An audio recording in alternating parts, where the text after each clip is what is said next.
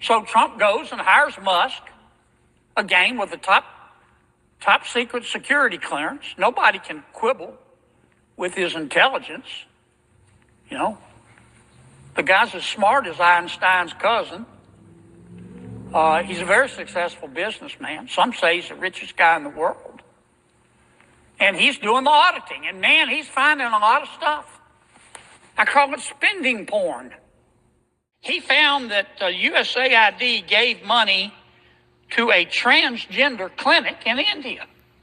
I didn't know that. I bet you the American people didn't know that. He found that the USAID gave $1.5 million to a Serbian LGBTQ group called Grupa Izladaji. I probably mispronounced that, my apologies. On the west side, America right now comes to Tanzania, comes to Ghana, comes to Zambia with 16 million. And guess what? 16 million only for Zambia. The 16 million, ask me, what is it for? What is it for? For human rights. Across the river, China and Russia coming to South Africa. Ask me for what? For what? For a military training. Wow. And skills sharing of security. So the Americans are more interested in a transgender, homosexual agenda around the world. They will invest their money and give you money to protect human rights. Russia and China are coming with weapons and militarization strategies so that we can protect ourselves. So I want to say this very loud and clear to the Americans. Continue on your transgender agenda. Stay there. Leave us to do politics. The USAID gave $1.5 million to promote LGBT advocacy in Jamaica. He found that we gave $2 million, USAID did, for sex changes in Guatemala. Some of our foreign aid is going to Yemen, Afghanistan, Syria.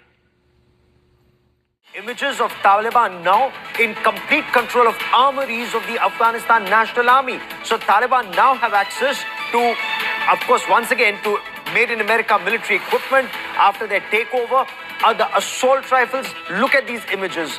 Assault rifles, night vision devices, communication equipment, bulletproof jackets and helmets, armored personal vehicles, unmanned aerial vehicles, and helicopters, including... Generals called me in. He said, "Sir, you got to come in. You got to come in and talk to me a second." I said, "Well, you're too busy." He said, No. He says, "We've made the decision. We're going to war with Iraq." I said, "We're going to war with Iraq? Why?" He said, "I don't know."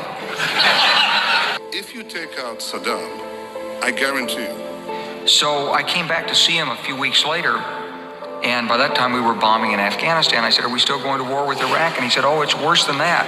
He said, he reached over on his desk, he picked up a piece of paper. He said, I just got this down from upstairs, meaning the Secretary of Defense's office today. And he said, "This is a memo that describes how we're going to take out 7 countries in 5 years, starting with Iraq and then Syria, Lebanon, Libya, Somalia, Sudan, and finishing off Iran." The USAID has given millions of dollars to, quote, organizations in Gaza controlled by Hamas. Why aren't my colleagues talking about that? Recipients of the money they found have, quote, called for their lands to be cleansed from the impurity of Jews. Of funneling Qatari money to Hamas by the Israeli government was mentioned in public by Saudi Arabia's former intelligence chief in an address on October 20th.